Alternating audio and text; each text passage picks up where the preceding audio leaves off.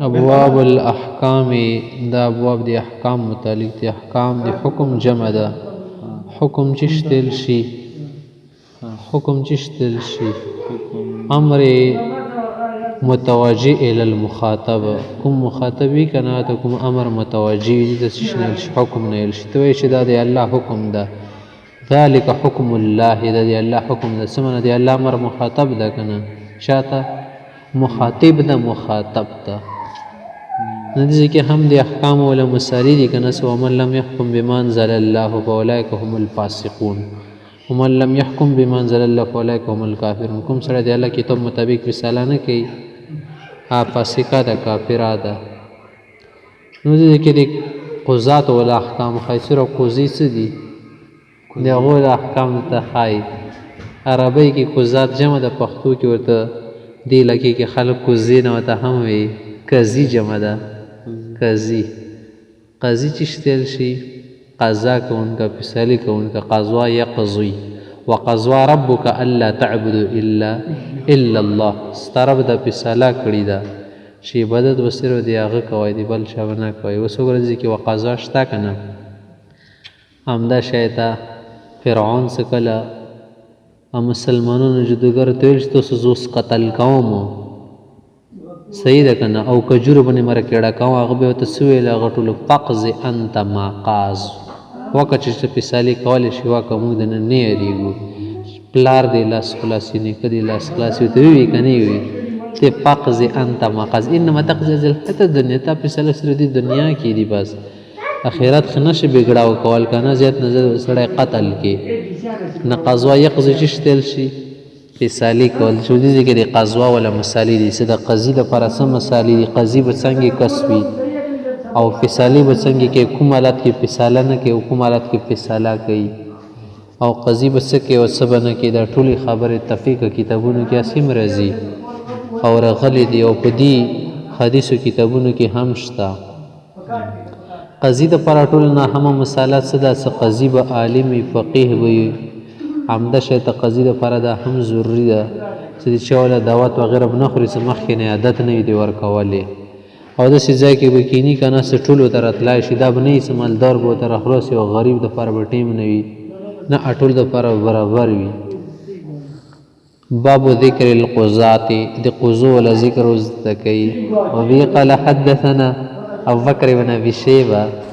قال حدثنا معل بن منصور عن عبد الله بن جعفر عن عثمان بن محمد المقبري عن ابي هريره رضي الله عنه عن النبي صلى الله عليه وسلم قال.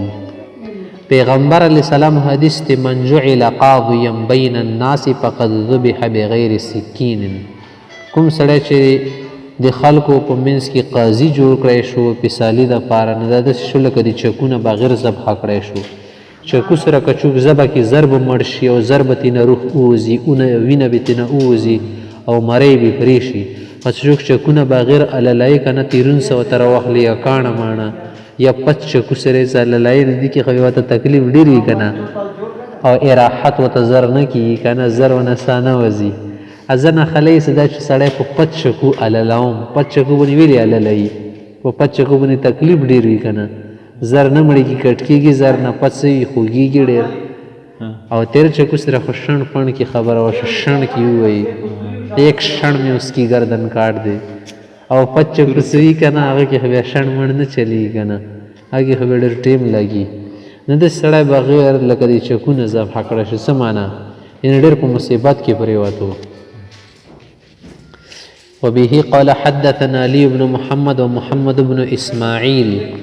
قال حدثنا وكيع قال حدثنا إسرائيل عن عبد الأعلى عن بلال بن أبي موسى عن أنس بن مالك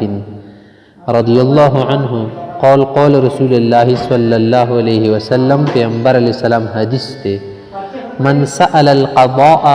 وكل إلى نفسه کوم سړي قضا طلب کا او یو وخت سموت شه جوړ کې جسټس مو جوړ کې نه ظاهره د صدا خدای مدد نه وته کنه دغه غواړي او دا خدای خوان شای نه دغه سغواړي د خو ذمہداري دی و ډیوټي د فرض د باندې بھاو کوي نه کني باو کولی نه بس صرف شهرت د پاره یدهاک باک د پاره نو بیا خو د طبعي ده که نه. ومن جبر علیه نزل الیه ملک فسدده. کوم سړی دې باندې مجبور کړی شو چې بل څوک دې سنبالولی نشته او بیا دې سړي سنبال کړه نو دې دپاره خدای تعالی طرف نه یوه فرشته راکوزېږي دې سړي مدد کوي تسدید کوي. هر چیز کې خدای پاک د شي کې سهولیت پیدا کوي اسانۍ ورته کېږي احکام ښه فیصله کول شي. غټه نه غټه او دقیقه مسله ورته په منټو کې حل کېږي او سمجھو کولی شي حل کولی شي. وبه قال حدثنا علي بن محمد قال حدثنا يعلى وابو معاوية عن الأعمش عن عمرو بن مرة عن أبي البختري عن علي رضي الله عنه قال علي رضي الله عنه دا روایت کوي بعثني رسول الله صلى الله عليه وسلم إلى اليمن چې پیغمبر علیه السلام زه یمن علاقې ته ولېږلم. فقلت ما ونه تپوس وکړو یا رسول الله تبعثني وانا شاب. یا رسول الله ته خو ما د یمن علاقې ته لېږې ښه زه دلې جوان یم اقضي بینهم هغو منځ کې فیصلې کوم خو ولا ادري ما القضاء ما ته د فیصلو څه پته لګي چې د څه شی د قضا قضاوت خو ډېره غټه مسله ده او ډېرې غټې خبرې لري. قالنا علي رضی الله عنه وایي قد ضرب بيده في صدر پیغمبر علیه السلام زه په خپل لاس سره سینې ته ووهلم په دې سره الله رب العزت د فیضان ولا چشمې ورباندې جري کړلې نه سینه یې کولاو شوه که نه خبرو ته. ثم قال وی دا دعا راته وکړه اللهم اهد قلبه یا الله دې زړه ته هدایت وکړي. زړه ته هدایت کول نه څه معنی هره مسله ورته سوجھا وکړي چې هره مسله شی کول شي حل کول شي اوسې سوج جای. وثبت لسانه د دې ژبه محکمه کړي.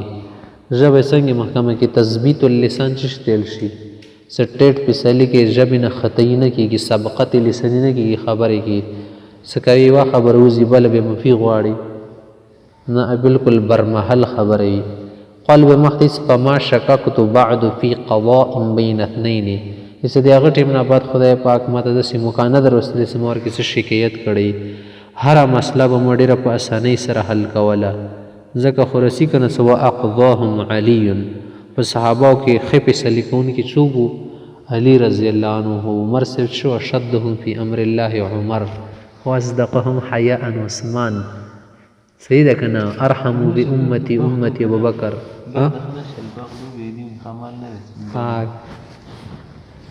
اوس مخکې باب التغلیظ فی الحیف والرشوه دې باب کې ښایي سړی خو قاضي جوړ شي ظاهره د ډېر ډېر خلک به ته رشوت راوړي په دې فیصلې کې مو جیته وکړه ته به دومره پیسې مدیر کړو همدا شی ته ظلم د نه کیدای شي چې حق به دې وجوړېږي خو څه یو ساینده وکړو حق د کاټ کو ونه که نه غریب به در باندې څه اسمان وړی که غریب وي نو دی څه دې شي نه ډېره سخته منع کړې شوې ده چې قاضي دپاره دا فرض د واجب د څه هېڅ قسم ته خیانت دوکا فراډ رشوت وغیره دا کارونه به نه کوي خالص عدالتي فیصلې وکړي څه عدل ورکوي انصاف. وبه قال حدثنا بكر بن خلاد الباهلي قال حدثنا يحيى بن سعيد القطان قال حدثنا مجالد عن عامر عن مسروق عن عبد الله رضي الله عنه قال قال رسول الله صلى الله عليه وسلم آپ علیہ السلام کا ارشاد ما من حاکم يحكم بین الناس کوم یو هم څه حاکم وي که نه فیصل وي فیصلې کوي قاضي وي او د خلکو منځ کې څه کوي احکام جری کوي الا جاء یوم القیامة وملک آخذ بقفاه. کله چې قیامت ورځي دا قاضي دا حاکم دا جسټس رسي که نه نو یو فرشتې به د زړ نه دا نیولې د قافه نه ګود دي نه ثم يرفع رأسه الى السماء یو اسمان ته د سر پورته کی فإن قال کو ته دا ډر وشي القه اسے پهنگ دو جهنم میں وای چوي القاه في مهوات 40 خريفا یو د سکندې ته برو وشتل شي سلويخ کاله باغه ته پور غورځېدلو کې ټیم اخري. وبه قال حدثنا أحمد بن سنان قال حدثنا خريب من موسم قال حدثنا محمد بن بلال عن عمران القطان عن حسين يعني ابن عمران عن أبي إسحاق الشيباني عن عبد الله بن أبي أوف رضي الله عنه قال قال رسول الله صلى الله عليه وسلم پیغمبر علیہ السلام حدیث دا ان الله مع القاضي ما لم يجر څو پورې قاضي ظلم ونه کي حیف ونه کي رشوت ونه خلي هغه ټیمه پورې د الله مدد ورسره وي الله یې اعانت کوي الله یې د هغه تسدید کوي د فرشتو په ذریعو سره فاذا جاره خو څه کله ظلم شروع کي رشوت اخیستل شروع کي وکله الی نفسی به نفس ته وروسپري او نفس ته څه وروسپري نو نفس تو کیا ہے قاتل بیڑیا ہے بس بے گناہونو کی غرزی وبه قال حدثنا علي بن محمد قال حدثنا وكيع قال حدثنا ابن أبي ذئب عن خاله الحارث بن عبد الرحمن عن أبي سلمة عن عبد الله بن عمر رضي الله عنه قال قال رسول الله صلى الله عليه وسلم پیغمبر علیہ السلام حدیث دی لعنت الله علی الراشی والمرتشی رشوت ورکون کا د رشوت اخستون کا رشوت ورکون کا د دوړه لنتی دي باب الحاکم یجتهد فیصیب الحق دی باب کې دا مسله خایس حاکم اجتهاد هم کول شي ځنه مسائل د صاحب مبارک نصوص نشته کنه قواعد دی ورکی اصول چلیږي هغه دی واجب بیا قضیه شکی قاضی بیا فیصله کې اجتهاد نه کار اخلي استدلال کوي خدا اخ قاضی د پر حکم ده کنه صاحب خپل باندې مجتهد هم وي غاټ فقيه وي فقيه وي فقيه وي فقيه نه وي فقيه وي عالم وي غاټ شي محدث وي هغه به اجتهاد کول شي عام حاکم نه ده مراد او دا هم کېدلی شي کنه سی حاکم هغه ځان سره علما کینی هغو ته کومه فیصله سنو کې هغه مطابق بیا فیصله کول شو که په خپله باندې څه شي مجتهد وي به اجتهاد وکړي کنه اجتهاد کې خو دوه صورتونه یا خو به خطا جانب ته رسي یا به صواب ته که صواب ته ورسېد بیا خو ته دوګنا اجر میلیږي ډبل که خطایي ونه وشوه کنه په دې اجتهاد کې نو بیا ورته 100 بیا هم میلیږي وبه قال حدثنا هشام بن عمار قال حدثنا عبد العزيز بن محمد الدراوردي قال حدثنا يزيد بن عبد الله بن الهاد عن محمد بن ابراهيم التيمي عن بسر بن سعيد عن ابي قيس مولى عمرو بن العاص عن عمرو بن العاص رضي الله عنه انه سمع رسول الله صلى الله عليه وسلم يقول اذا حكم الحاكم فاجتهد فاصاب فله اجران وإذا حكم فاجتهد فأخطأ فله أجر قال يزيد فحدثت به أبا بكر بن عمرو بن حزم فقال هكذا حدثنيه أبو سلمة عن أبي هريرة رضي الله عنه وبه قال حدثنا إسماعيل بن طوبة قال حدثنا خلف بن خليفة قال حدثنا أبو هاشم قال دا روایت کې سلام حدیث ابن بریدة عن ابيه عن رسول الله صلی الله علیه وسلم کدا حدیث د پیغمبر علیه السلام نو کنه ابن بریدة کوم روایت کړه دا هغه څه د قول پیغمبر علیه السلام د یری رسال قضوات ثلاثن د قاضیان کوم دي د پدری قسمونه جسټس اثنان فی النار دوا قسم ته جهنم تزي وواحد فی الجنه یوسکم دغه جنت تزي رجل یخواغدس علم الحق حق خبر او ته معلومه شي خپ پوه شي د حق د دې سړي د فقزوا به او به دغه مطابق فیصله کوي په هو فی الجنه د شی قضی خو به جنت تزي ورجل بلاغ قضی د قزوال الناس علی جهل سیل مسرنش خو به ځان فیصله کې جهالت کی او مسلې په صح حقیقت باندې نه رسیږي یا مثال ته مسله معلومه خاصه په غلطی کې فهو فی النار دا بجهنم تسی ورجل بلا قاضی دا جار فی الحکم سا مسئلہ و تا خام معلوم دا حق و تا معلوم دا غلط و تا معلوم دا نا حق خود ظلم کئی پا فیصلے کی حق دی سو جوڑی گا اغنے بل تا کٹ کئی سائن پا کئی فہو فی النار دا هم جہنم کی بوی ندیس دا حدیث کانو آکانا دی پیغمبر علیہ السلام لقل نمو بیلی وا سا ان القاضیہ اذا اجتهد فهو في الجنه کا اجتهاد سو کو او په اجتهاد کې کدا غلط شي او کدا شي ثواب تشي نو بیا به جنت تزي خدا خبر مزکه نو کو سمخت حدیث موجود دا باب لا يحكم الحاكم وهو غضبان دی باب کې دا فیصله دا خبره کوي س حاکم د پارا فرمان روا د پارا سلطان د پارا امد شیطا کوم شي د ملک فرمان روا وي یا قاضي وي هغه دپاره دا ضروري ده څه کله غصې حالت کې که نه یوه ګه تږه یا هغه حالت کې به دا بیا فیصله نه کوي مثال ډوډۍ نه ده خوړلې یا تږه ده ځکه دې حالت کې به بیړې نه کار اخلي همدا شی ته غصې کې وي نه غصې کې خو عقل نه اوسېږي د سړي که نه عقل سوځي غصې حالت کې غصې حالت کې خلک ډېرې څه فیصلې کوي خو رسه بیا څه شي خفه وي نو ځکه د دې څه فیصله څه کوي که نه په ټنډه دماغو باندې ټنډه دل باندې به فیصله کوي